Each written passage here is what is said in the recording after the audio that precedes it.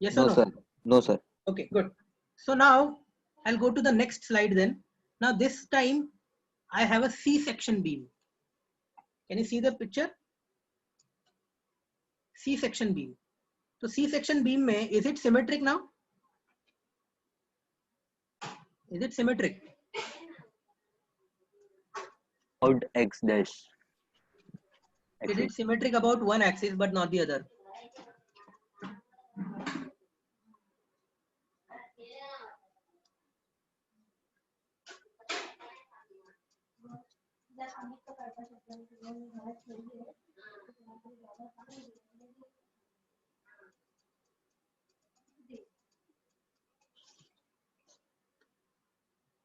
Okay ना उसका centroid somewhere मुझे पता नहीं है कहाँ पे आएगा, वो हमें फाइंड करना पड़ेगा. सबको पता है ना कि सेंट्रॉइड इधर तो आएगा, सी या जी इसको लिख सकते हैं, बट उसमें से जाने वाला एक्सिस हमारा एक्स एक्सिस तो ऐसा होगा. This is my x axis right, and उसमें से जाने वाला वाई एक्सिस ऐसा होगा. But we don't have to consider y axis because y axis पे इनर्शिया हम देखने वाला ही नहीं है, हम एक्स एक्सिस पे इनर्शिया देखते पहले. Okay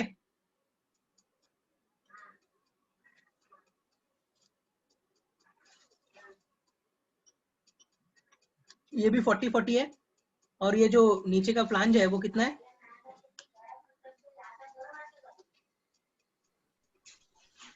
total 160. 160 नहीं है वो, 160 120 plus 160 है, सॉरी आई मिस्ड आउट. हाँ 120 नहीं है, 160 है. Okay now can you give me where the location of C is?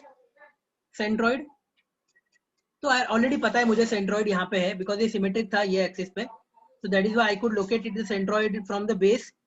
यहाँ से वो 80 mm पे centroid. Now how to find out inertia about x axis? How to find out inertia? And then we'll go for y axis. सबसे पहले x axis पे inertia देखते हैं.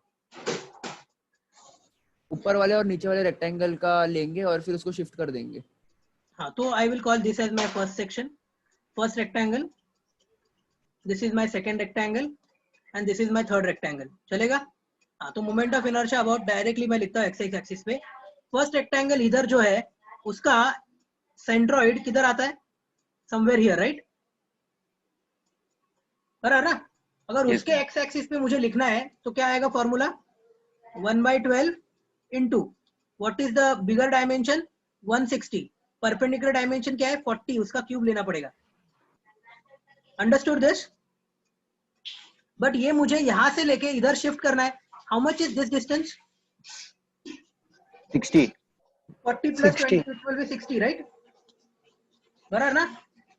Yes sir. Area कितना है मेरा? 160 multiply by 40 is my area and into distance square मतलब 60 square. Are you understanding it? ये कैसे लिखा मैंने पूरा? Yes sir. This represents my area, this represents my distance square. Okay, and I will simply multiply it by 2. Why? Because I1 and I3 are same again. ये जो inertia होगा वो अगर मैं इधर शिफ्ट करूंगा तो सेम ही वैल्यूज आने वाले. सिमेट्रिक है ना वो. अगर डिस्टेंसेस अलग होते तो I'd have to write it differently, but it is same now. Plus ये सेकेंड रेक्टेंगल है, उसका जो एक्स एक्सिस है वो इसी से पास हो रहा है, वो इसी से पास हो रहा है, तो मुझे कोई शिफ्ट करने की जरूरत नहीं है, बट वो तो लिखना पड़ेगा. That is 1/12 into distance is 40 into perpendicular dimension जो है वो 80 है. टोटल देखो यहाँ से लेके यहाँ तक कितना है? 80. तो 80 का क्यूब लिखना पड़ेगा. बराबर. इसको पूरा ऐड करो, you will get the inertia about x axis. Understood? Any doubt in this? Why I am focusing this more on this is in your bending stress problems this inertia calculation has only 1 or 2 marks, but if you go wrong in inertia further your answers will be wrong. That is why you will be very quick to solve inertia. That is why I am taking more emphasis on this, because not only in bending stress, hereafter इसके बाद जितने भी chapters आएंगे everywhere we will be using inertia. Yes, everybody has understood this? Make sure that you understand how to calculate inertia right away. Otherwise, you will be lagging well behind, because In bending stress, we'll be using inertia. In torsion, we'll be using inertia. In combined and direct, we'll be using inertia. In last chapter also, we will use inertia. So there are so many chapters based on inertia. And this is the initial step of every problem. You'll require only, you'll be awarded only 1 or 1.5 mark for that calculation of inertia. But if you don't do that correctly, your 10 mark problem will be going wrong, because you'll be ending with the wrong answer. Yeah, yes, give ahead, give me the answer. 49.49. 49.49 into 10 raised to 6 into 10 raised to 6 millimeter raised to 4. So this is how we can calculate. Okay, now let's go to the next one. T section beam. Now, here, do we know where the centroid is? Do we know the centroid? on the vertical column. Distance. Don't know. पता नहीं है ना? Yes or no? No sir. हाँ, तो अभी क्या करना पड़ेगा मुझे यहाँ पे? Let me draw the this thing first.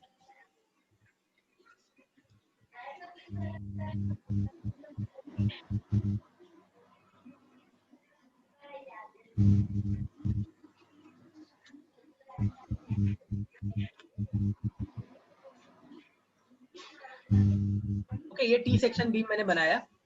Okay, ये होगा मेरा y axis.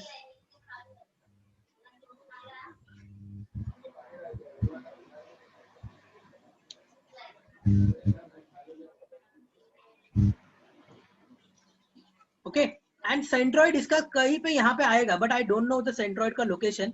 So let us assume that कि वो ये मेरा एक्स एक्सिस है एंड वो यहाँ से बेस से कितने डिस्टेंस पे है. So I am assuming that distance as y bar. Now can you calculate what will be the centroid of this y bar? कितना आएगा?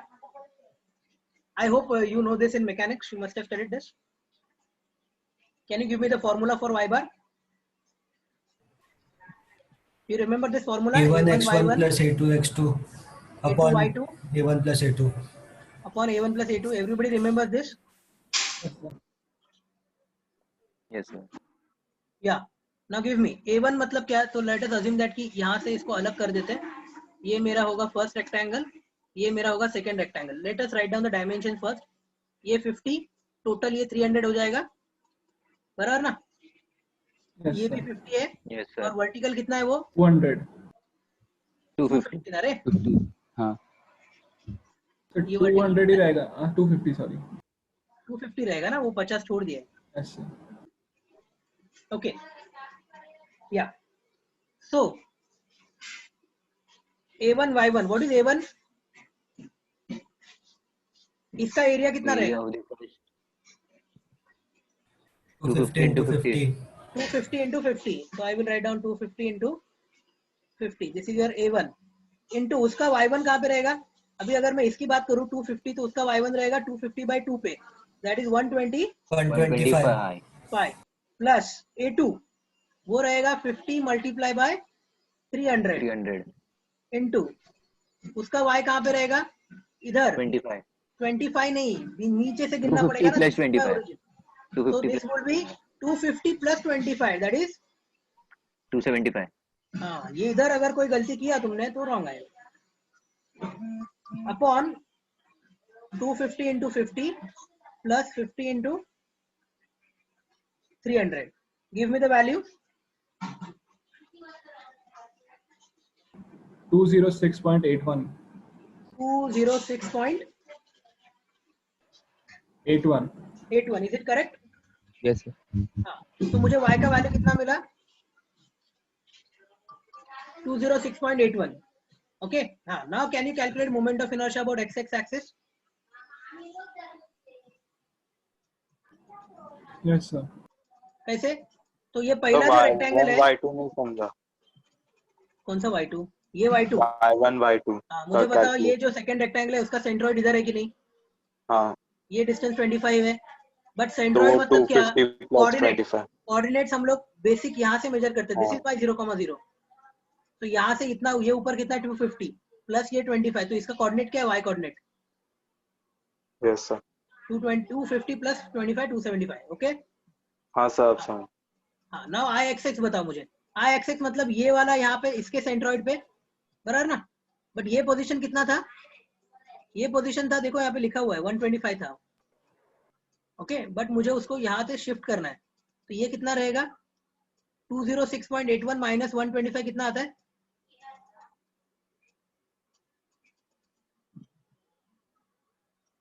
$81.81 81.81 बराबर ना.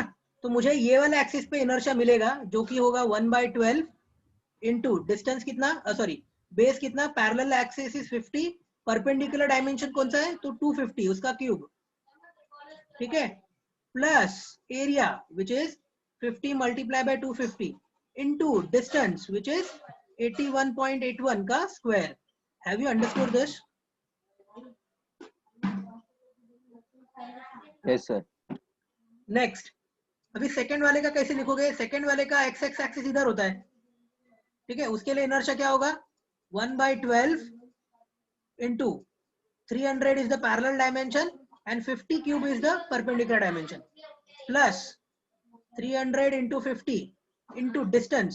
Now see here, यहां से लेके यहां तक का डिस्टेंस कितना होगा, वो कैसे मिलेगा, तो देखो टोटल कितना 300 है, बराबर ना, बराबर कि नहीं, टोटल 300 है ना. यहाँ नीचे से अगर काउंट करूंगा 300 में से ये 206.81 माइनस करो तो ये कितना आएगा,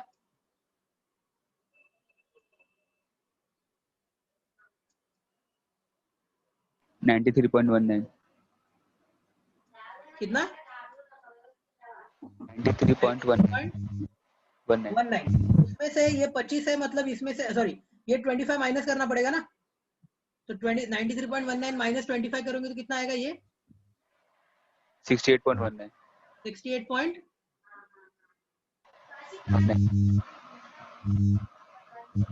68.18 181. अच्छा 181 या 18 जो भी है. समझा क्या सबको मैंने कैसे डिस्टेंस निकाला? This is all you have been doing it earlier also. तुमने सेंट्रॉइड के बारे में पढ़ा है, खाली तुमने सेंट्रॉइड लोकेट किया है, तुमने इनर्शिया नहीं पढ़ा था. That is the additional part we are doing. So what I have done, ये मेरा y बार मुझे पता है, तो मैंने क्या किया, टोटल 300 था, उसमें से बचा हुआ 206 माइनस किया तो बचा 93.19, बट उसमें से ये 25 मुझे माइनस करना है, तो I will get 68.18 and that I will write down here 68.18 का square. And now my equation is ready. If I'll calculate this, it will give me some value in millimeter raised to 4. Quickly give me the value. 221617803. 22 हाँ 1717803. Decimal में 0.91. बता, इतना बड़ा नहीं लिखने का. ये 10 मेरे to ख्याल से 6. सेंटीमीटर में है, मिलीमीटर में है, इसको हाँ. मीटर की पावर 4 है ना, तो मिलीमीटर से, मिलीमीटर में तो आ गया answer. Answer will be in millimetre. No, do not convert in metre centimetre, कुछ नहीं, हम मेट्रिक सिस्टम में है, ओनली पावर में. 2.21. 22.16 into 10 raised to power 6. हाँ sir. This is what I was expecting. Okay, 22.16 10 raised to 6. We will not convert millimeter. Yeah. Next, y कैसे लिखोगे? y लिखना बहुत सिंपल होता है, और most of time we will not require y because हमारा bending axis y axis नहीं होता, बेंडिंग तो हॉरिजॉन्टल एक्सिस पे हो रहा है, बिकॉज बीम की बेंडिंग देख रहे हैं ना, कॉलम की नहीं देख रहे. कॉलम देखेंगे तब y पे जाएंगे इन कॉलम वाले चैप्टर में, और अभी तो फिलहाल x एक्सिस पे ही काम करेंगे. तो therefore most of the numericals you will require axis inertia only, but still अभी सीख रहे हैं तो y भी फाइंड करो. Tell me how will you calculate y. यहाँ पे शिफ्टिंग की जरूरत नहीं है, तो डायरेक्टली लिखेंगे 1/12 इंटू y एक्सिस अगर देखा इसके लिए, तो उसको पैरेलल डायमेंशन है 250 और परपेंडिकुलर डायमेंशन का क्यूब मतलब 50 का क्यूब. ओके, प्लस 1/12 इसके लिए अगर y एक्सिस की बात किया तो ये मेरा y एक्सिस होगा, उसको पैरेलल डायमेंशन है 50 और परपेंडिकुलर 300, तो 50 मल्टीप्लाई बाय 300 क्यूब, और कोई शिफ्टिंग की जरूरत नहीं है. Give me the value.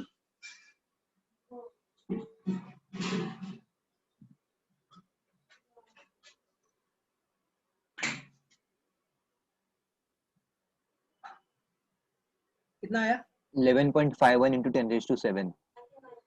11.51 into 10 raised to 7. Sir ऊपर वाले भी 10 raised to 7 ही है. अच्छा वही बोला मैंने, आई एक्स एक्स से वाई वाई कैसे ज्यादा आ गया. 7 है क्या ये? ठीक है. Is it correct? Yes, sir. Yes. Okay, so have you understood it how to calculate inertia for unsymmetric cases? अगर सिमेट्रिक है तो तुम्हें सेंट्रोइड पता चलता है तो ये वाला पार्ट बच जाएगा, ये वाला पार्ट बच जाएगा. बट अगर अनसिमेट्रिक है जैसे टी सेक्शन हो गया या फिर unsymmetric I section, unsymmetric I section समझ में आता है, मतलब ऊपर का फ्लांज छोटा है नीचे का फ्लांज बड़ा है या वाइस वर्सा. तो in that case you will have to find out first the inertia, sorry, first the centroid, and by using that centroid you have to find out I axis. Okay, is it correct now? Have you understood it everything? Yes, sir. Okay, good. So now we are going to the next important topic. What is bending stress and flexural formula we'll be deriving. And now we know that कि जैसे मैंने पहले शुरुआत की थी कि now we know that the bending is depending on your inertia of the section, but the question is how the bending stress is, whether it is inversely proportional, directly proportional, and क्या है, मतलब what is the equation, what is the exact mathematical relation between bending stress and the bending equation. Okay, so I'll give me 2 minutes, I'll just be coming back. Okay, so now let's continue with the flexural formula. Now see here, whenever we have any kind of beam, whenever we have a beam which is simply supported and loaded centrally, तो ये beam ऐसा bend होता है, ऐसा beam bend होता है. तो जब ये beam bend होता है, there are two types of stresses. Bending stress तो आता है, but bending stress of it two types of nature. Okay, has got two natures. One is tensile and the other is compressive. You can see here the picture which I have shown here. It is I section beam and it has got curvature because of bending stress. तो यहाँ पे beam bend हुआ, ठीक है, ये हमारा I section section है. You can see here ये upper fibers जो है वो क्या होंगे, compressed होंगे, और ये नीचे के fibers रहेंगे वो क्या रहेंगे, tensile होंगे. Why? Because ये ऊपर ऐसा हो रहा है तो ऊपर वाले surface क्या हो रहा है, curvature बन रहा है, inner उसका radius कम है, नीचे वाले surface का radius ज्यादा है.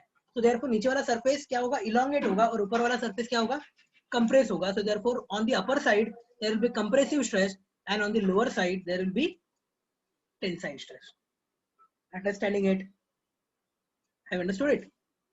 Upper side there will be compressive stress and on the lower side there will be tensile stress. Okay. पर सर until symmetry है ये जरूरी थोड़ी है कि compressive और tensile forces equal रहेंगे. I didn't get you. मतलब सर जब तक सिमेट्री है तब तक तो हम बोल सकते हैं कि कंप्रेसिव और टेंसाइल फोर्सेस हैं जो सिमिलर रह सकते हैं, हम बोल सकते हैं. एंड तो ये हमेशा वैलिड होगा हर पॉइंट पे? No, absolutely not. We are not saying, ऐसा कोई स्टेटमेंट हमने किया ही नहीं अभी तक कि of course we know that कि अभी हम लोग जब इक्वेशन डिराइव करेंगे तो based on that you will come to know कि भाई सिमेट्रिक है तो क्या होगा, नहीं है तो क्या होगा. Right now I have not made any statement. अभी तक कुछ भी statement नहीं बोला, मैंने खाली दो nature बोला, compressive and tensile. But whatever you are assuming is correct. If it is symmetric, then it will be same nature. और nature अलग होगा, but the values will be same. But if it is asymmetric, the nature and values will also be different. So we'll go to that point somewhere in the later part. Yeah. So let us understand now flexural formula के लिए क्या करते हैं. एक simply supported beam लेते हैं, ठीक है. So allow me to draw. So I have a beam like this. ये beam है मेरा, ओके, जो यहाँ पे मैंने क्या किया है, सपोर्ट करके रखा है, इधर भी क्या किया है, सपोर्ट दिया है. So this is simply supported beam. इसका क्रॉस सेक्शन अगर देखोगे तो ये क्रॉस सेक्शन मैं यहाँ पे बाजू में बनाता हूँ. ओके, तो ये बीम का लेंथ है L, पूरा लेंथ है L, और उसका डेप्थ है D और उसका ब्रेड्थ है B. समझा सबको? ये क्या है, बीम का क्रॉस सेक्शन, और ये बीम का लेंथ है, स्पैन. ओके, और इसके ऊपर सेंटर में मैंने क्या किया,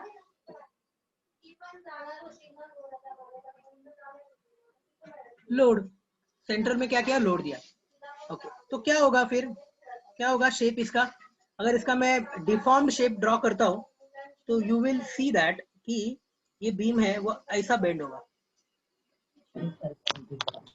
मम्मी बोल देगी हाँ हाँ मम्मी एक चीज देखो गलती की यहाँ ठीक है मम्मी देखो। Who is this?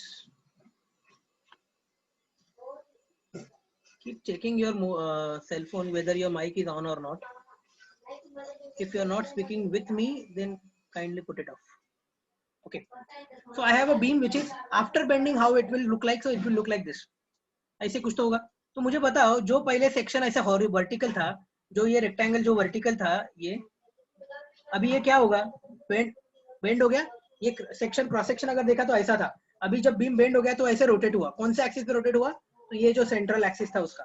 Are understanding it? We assume that or we understand that the cross section of the beam is going to rotate about its axis passing through centroid. Understood? About an axis passing through centroid. Okay?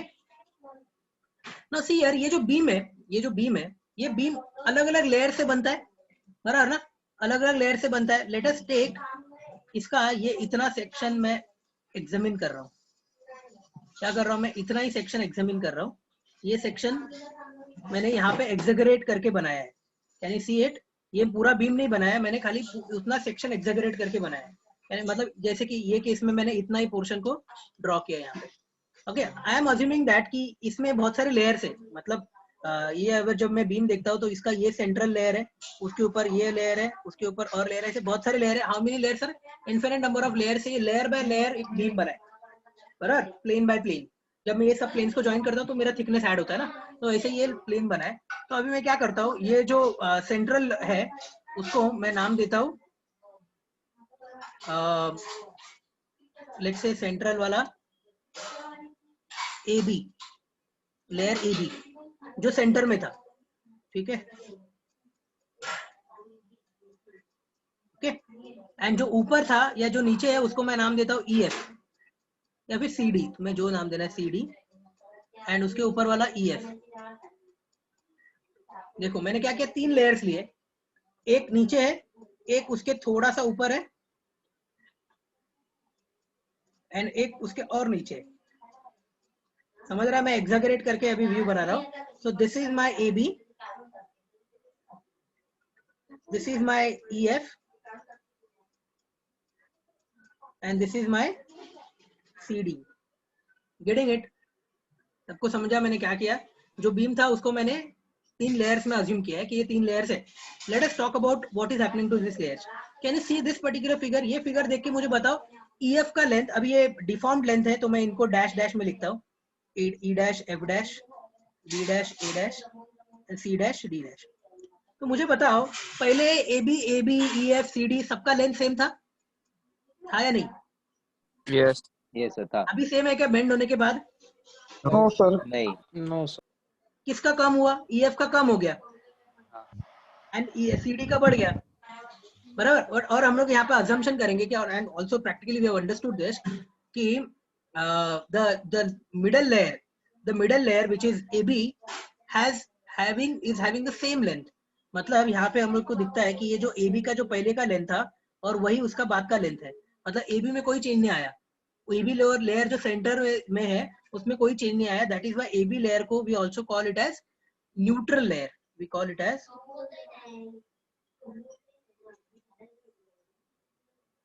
Neutral layer. We call it as neutral layer. But what happened, neutral layer के ऊपर की जो layer है, जैसे कि EF layer neutral के ऊपर है, तो उसमें क्या हुआ, वो कंप्रेस हुआ। बट उसके नीचे वाले जो लेयर है उसमें क्या हुआ, वो टेंसाइल हुआ। Because you can see here AB तो इक्वल है, बट ये जो ईएफ है, ये जो ईएफ था जो पहले था और जो अभी ई डैश एफ डैश है, उसके बीच में क्या रिलेशन है? तो ई डैश एफ डैश छोटा है और जो मेरा सी डैश डी डैश है और सी डी है उसमें रिलेशन उल्टा है। ठीक है, सी डी मेरा छोटा है as compare to C dash D dash. मतलब मुझे क्या पता चला कि C D layer got elongated, EF layer got compressed. So therefore ये वाले लेयर में कौन सा स्ट्रेस आएगा? तो ये वाले लेयर में आएगा कंप्रेसिव स्ट्रेस, और ये वाले लेयर में कौन सा स्ट्रेस आएगा? तो आएगा टेंसाइल स्ट्रेस। ओके, एंड यहाँ पे क्या आएगा? No stress. Why no stress? Because there is no elongation, no strain, no stress. Understood? तो न्यूट्रल लेयर में कभी भी कोई स्ट्रेस नहीं आता। न्यूट्रल लेयर के ऊपर अलग टाइप का स्ट्रेस आएगा एंड नीचे। अभी वो डिपेंड करता है कौन से टाइप का बेंडिंग मोमेंट तुमने दिया। अभी ये जो बेंडिंग मोमेंट हमने दिया है वो कौन सा है, सैगिंग। इफ यू रिमेंबर हमने एसएफटी में पढ़ा, ये टाइप के बेंडिंग मोमेंट को सैगिंग बोलते हैं, राइट। अगर ये ऐसा बेंड होता है तो सैग, ऐसा बेंड होता है तो hog. So this is sagging. When it goes sagging, so your upper layers will be in compression and the bottom will be in tension. But if it goes in hogging, then it is vice versa. Means upper layer will be in tension and the bottom layer will be in compression. Getting it? So it मतलब अलग है, compression ऊपर ही आएगा नीचे tension आएगा. It is not fixed. It totally depends on how your loading is, how your bending moment is. Okay? Understanding my point? Yes, sir. Okay so अभी मैं क्या करता हूँ, अभी मैं कुछ रिलेशन लाना चाहता हूँ ये के बीच में, कि मुझे पता चला कि एक लेयर जो है वो इलोंगेट हुआ है।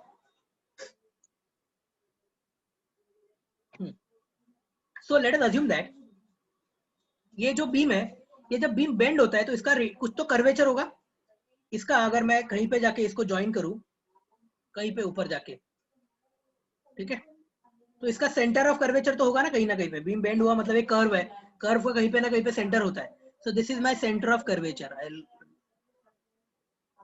center of curvature.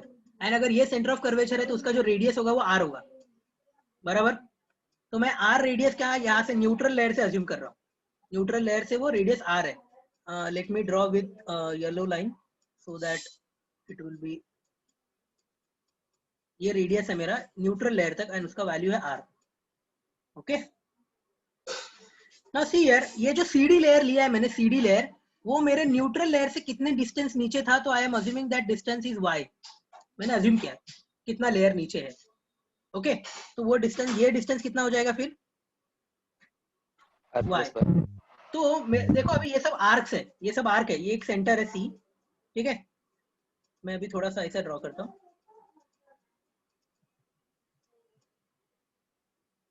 ये ऐसा है, राइट। ये मेरा AB A dash B dash और ये मेरा C डैश D डैश, बराबर। AB के लिए जो रेडियस है वो कितना रहेगा r, और CD के लिए जो रेडियस रहेगा वो कितना रहेगा, can you tell me? It will be r plus y, बराबर। यस और नो? Yes, sir. बिकॉज वो y डिस्टेंस नीचे था ना, उसका लेयर का पोजीशन तो चेंज नहीं होगा, ठीक है, तो वो y रहेगा। हाँ नाउ टेल मी, अगर मैं अज्यूम करता हूँ कि ये सेक्टर है तो ये A डैश B डैश का लेंथ कितना होगा? I know that arc length A dash B dash is equal to what? Radius into angle. Assuming that कि ये angle theta है, assuming that this angle is theta, I don't know what is that angle. Assume करते कि वो theta angle है. Can I write it is r theta? Yes, sir. Radius into this, and similarly, but that is nothing but AB because A dash B dash वो change हुआ ही नहीं है, neutral था वो, तो वो same ही रहने वाला है. But what about C dash D dash? It will be radius is r plus y into angle theta. बराबर। Now can you give me the change in length or the strain? I am directly writing now strain for layer CD. What is strain in layer CD? What is strain? New length minus original length upon original length, right ना? strain वैसे ही होता है कि नहीं? strain को हम E से denote करते हैं। What is that? New length. New length क्या है? क्या है? R plus y into theta. हाँ, r plus y into theta. Original length था r theta because original length AB is r theta. And what is original length? R theta. तो क्या बचेगा बताओ? तो it will be 1. हाँ 1 नहीं बचेगा, y नहीं sorry. Y by r. Y by r. Did I get this strain? What is the strain in the material? CD मतलब एक लेयर, मैं पूरे मटेरियल की बात नहीं कर रहा हूँ, एक लेयर, एक जो लेयर मैं अज्यूम कर रहा हूँ which is my under my observation is CD. CD layer पे कितना स्ट्रेन आया तो y by r. CD layer पे कितना स्ट्रेन आया y by r. ओके तो therefore if I know strain, what is my stress का formula? What is my stress? According to my Hooke's law, sigma is nothing but, or modulus of the material E is equal to what? Stress by strain. Stress by strain. It is E equal to sigma by E, right? So what is sigma equal to?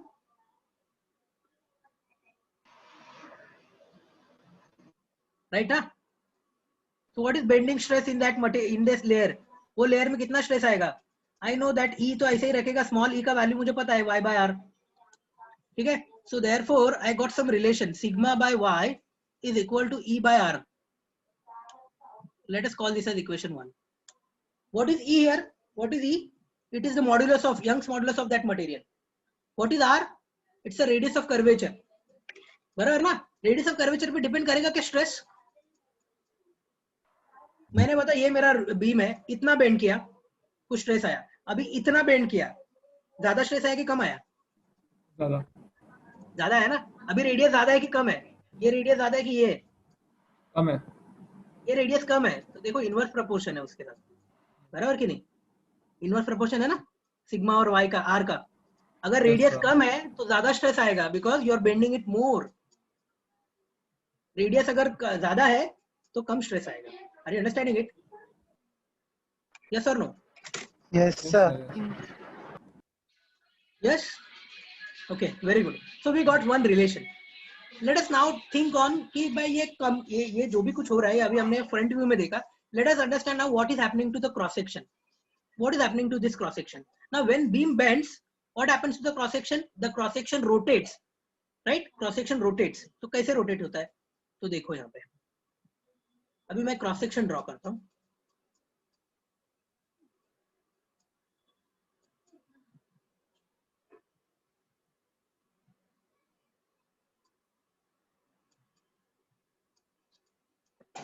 ठीक है.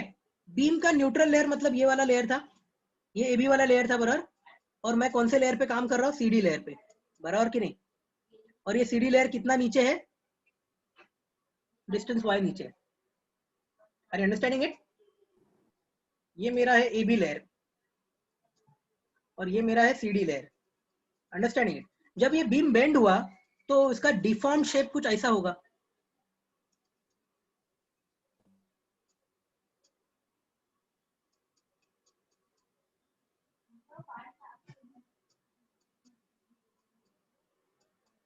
बराबर? Yes और no? Yes sir. बराबर. सबको समझा? Cross section ऐसा tilt हो गया. कौन से एक्सिस पे टिल्ट होगा? तो ये जो न्यूट्रल लेयर का जो हॉरिजॉन्टल लेयर था यहाँ पे, देखो ये सब एक ही लेयर है, ये न्यूट्रल लेयर ही है. तो this is the axis about which the cross section has rotated, and this particular axis we call it as a neutral axis. Okay, we call it as a neutral axis. तो यहाँ पे ये neutral axis क्या रहेगा? ये AB के line में जो एक्सिस या एक्सिस में से पास करेगा, this is my neutral axis NA. Okay, बराबर. हाँ, तो अभी देखो ये न्यूट्रल एक्सिस पे ये क्रॉस सेक्शन ने ऐसे रोटेट किया, बराबर. अभी मैं इसका 2 डायमेंशन खाली बनाता हूँ. 3 dimension is just for you to understand. Sorry, थोड़े डायग्राम मेरे कर्व्ड आ रहे, बट अज्यूम दैट कि they are okay. So I have, this is my neutral axis now, बराबर. ये मेरा AB लेयर का ये था और मैं ये वाले लेयर की बात कर रहा हूँ, बराबर है. अभी जो मैंने CD लेयर लिया था उसका कुछ तो क्रॉस सेक्शन होगा छोटा. यस और नो? जो मैंने CD लेयर लिया था उसका क्रॉस सेक्शन में कहीं ना कहीं पे ट्रेसेस आएगा कि नहीं? ये क्रॉस सेक्शन है उसका, समझा क्या? ये क्रॉस सेक्शन का जो एरिया है, let us assume that the area is DA. What is the area? DA. Are you understanding my point? Why where I'm drawing this? तुम्हें नहीं समझ में आ रहा तो अभी बताओ. Otherwise I'll have to. Sir एक बार ये लास्ट वाला पॉइंट वापस बताओ ना जो आपने. Be open. तुम्हें नहीं समझा तुरंत बोलो. क्या है बाद में ये थोड़ा सा अभी. Now this is the strength of material. जब मैं बोल रहा था कि chapter 3 important है, this is what we are starting with. Earlier were formula, knowing the formula procedure and do it. This is got quite understanding part. How we are understanding this.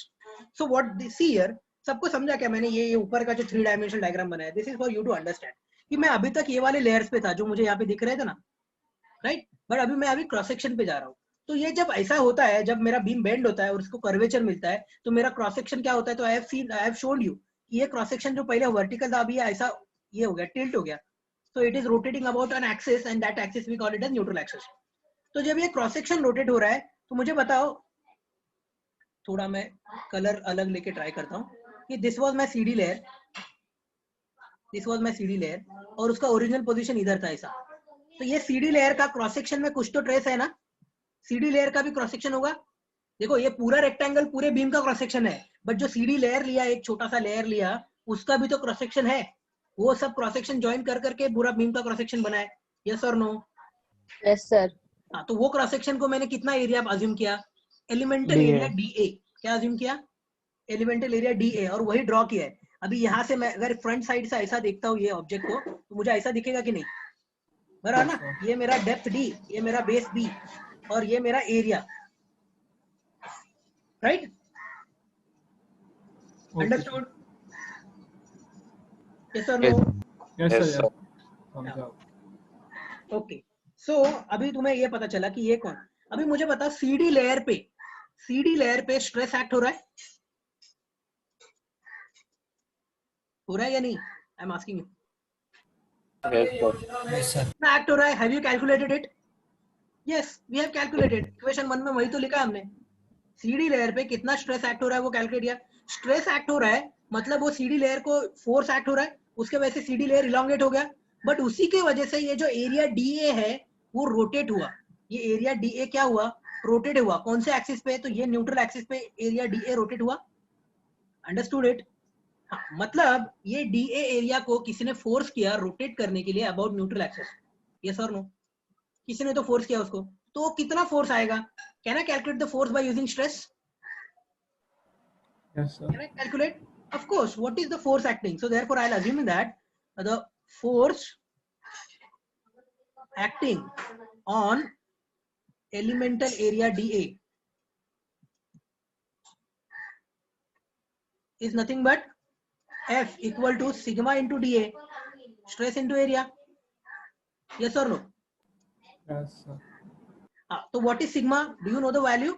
So it is E into Y by capital R हाँ, into DA. Yes or no? Right? So we understood the force. Now ये force क्या कर रहा है? ये जो elemental area DA लिया है उसको rotate करने का ट्राई कर रहा है। अभी rotate करने का ट्राई करेगा मतलब मोमेंट आएगा। तो can you calculate the moment? So therefore moment of this force about neutral axis क्या होगा? मतलब इसके ऊपर कोई फोर्स कर रहा है इसे, ये जो लेयर है ना उसको नीचे से कोई फोर्स कर रहा है इसे to rotate it about this neutral axis, right? So what is that moment? Moment क्या होता है? Force multiply by distance. कितना डिस्टेंस है देखो न्यूट्रल एक्सिस का? y है ना? हाँ, तो f into y तो मल्टीप्लाई करेंगे तो क्या होगा? EY square by R। y square by r into dA। But ये जो भी होना चाहिए वो सब एलिमेंटल मोमेंट्स होने चाहिए, because I am not dealing about entire area, I am dealing with only small area.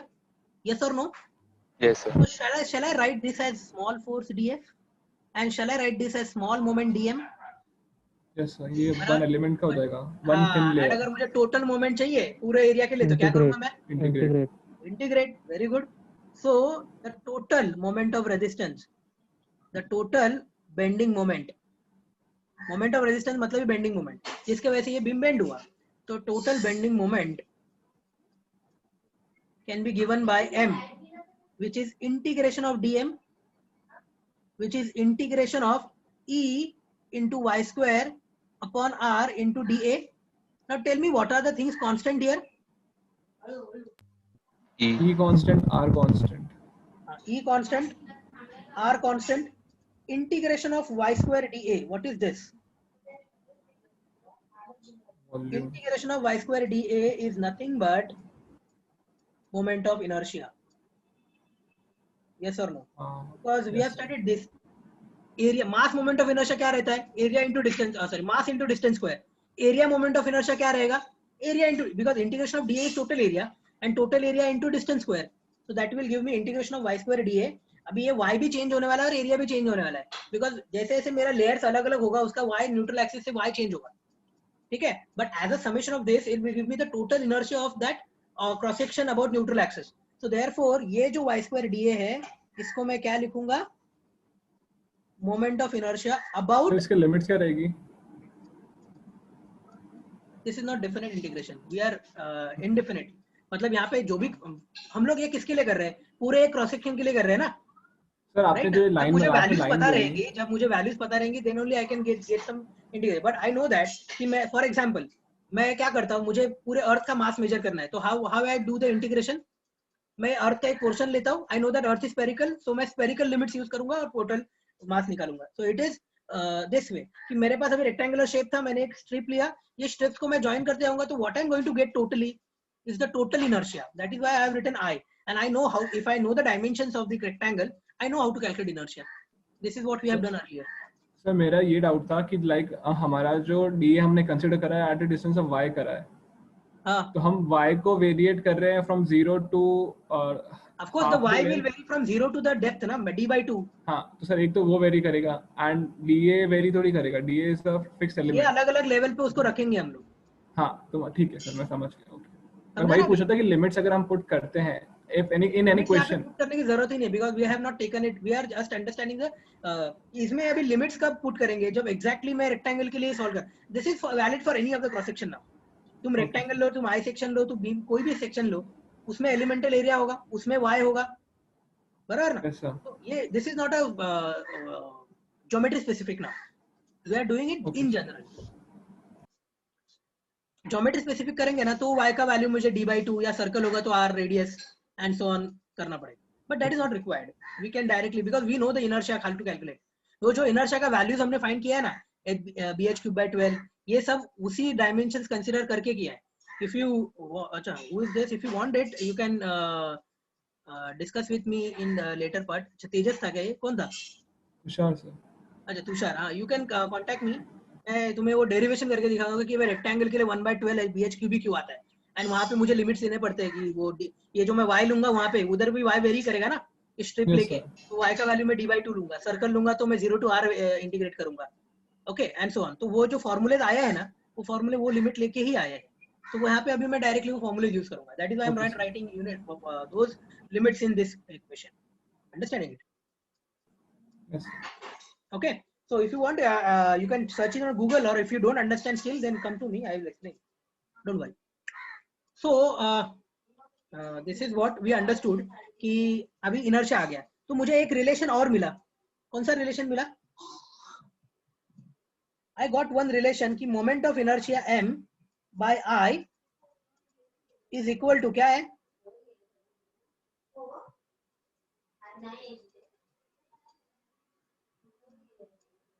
Right? So from equation 1 and 2, what you can write down? Sigma That I am by writing y. somewhere here, from 1 and 2. What I am writing, the sigma by y equal to m by I equal to E by R. Now this particular equation is called as either a flexural formula or bending equation. Now this gives you relation between all the quantities which are related in bending stress. Now can you tell me कि sigma stress inertia को कैसा proportional है?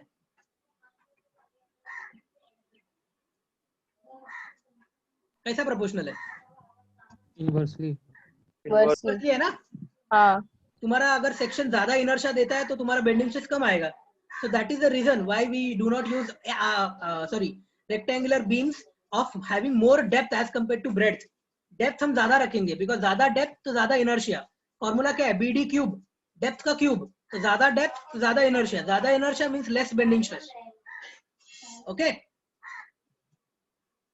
Understood?